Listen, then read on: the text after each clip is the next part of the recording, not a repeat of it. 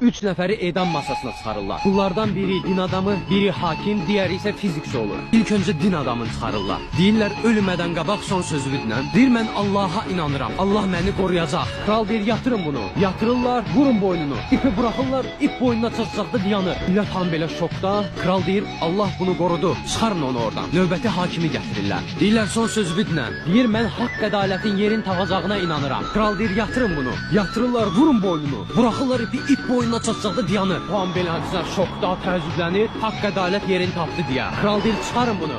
Gətirin fizikçini. Fizikçini gətirirlər. Deyirlər son sözü dinlən. Deyir nə mən din adamın dediyinə inanıram, nə də hakimin dediyinə inanıram. Benim gözümün gördüğü bir şey var ki, sizin kəndirin orasında bir düğüm var. O ipi tamamıyla inməsinə mani olur. Həqiqətən də baxırlar ki, orada bir düğüm var. Açırlar o düğünü, yatırırlar fizikçini. Kral deyir bırakın kəndiri, bırakırlar fizikçinin boynu qopur. Kim ki tarixi boyunca